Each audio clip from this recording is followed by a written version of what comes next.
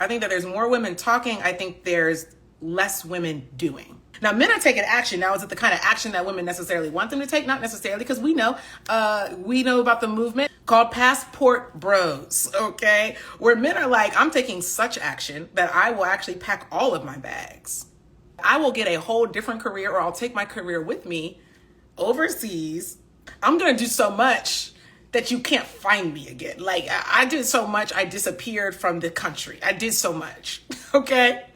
So they aren't necessarily taking the actions that women would want them to take, but they taking some action now. Come on, give it to them. That's a big move, okay? That literally a big move. Packing my bags, I'm out of here. Women talking a lot, men doing more, talking a little bit. Men are talking less. So when I say men are talking less, I should say they're talking less to women. Okay, I should say men are talking more in general, less to women. That's not good, ladies. That's not, I don't know if you just did the girl math, but that's not good. Okay, you like men more vocal than ever, but I'm hearing less from men than ever. Do the math. Did y'all calculate and come up with anything? Monique said right here. Sister Monique says, I actually get the opposite. I encounter men with no conversation. That's exactly what I'm talking about. Y'all, ladies, you got to understand. Men are talking more than ever, talking less than ever to you, though. Now, I'm going to say this. Men. Please listen to me. Please hear me on this one. Let's be real. Just because you took action, that's not the same thing as healing.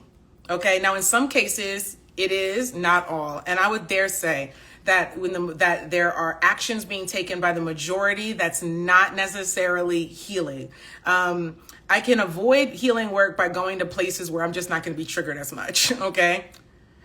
Where the environment's just not going to press my buttons the same way. That doesn't mean that I've healed, but it does mean that I might have made my situation better.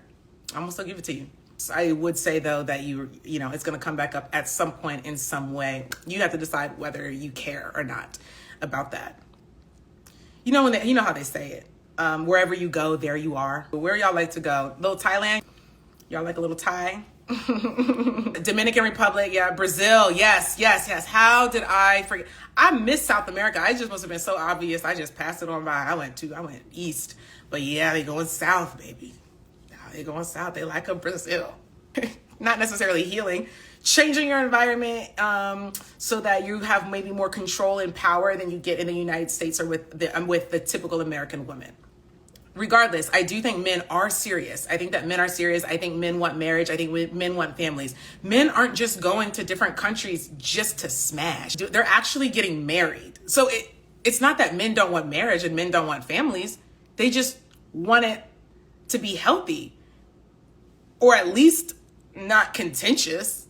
Give me some productivity. Give me some affection. Give me some, So I do think men are serious. They want marriage and families. There are plenty of Black women and white women, and there's women, okay, that are in America that really are doing some deep healing work. Stuff that you're not going to find in a Brazil. Let's be honest. You're not going to find that same kind of awareness about emotional intelligence. That's not happening in Thailand. Again, that it depends on you as a man, like what you value and prioritize in a relationship. You might not want or need all that, but as you, man, get deeper into your work and get to know yourself more, you're going to want that kind of emotional connection with somebody. This is a very big conversation. Okay. There's a lot of ground to cover here. My point is that I think ideally, let me land this plane right here. I think ideally you're getting American men and American women together. There are so many obstacles, like culturally, contextually, that you're not having to overcome when you have these trans relationships. I'm talking about transatlantic,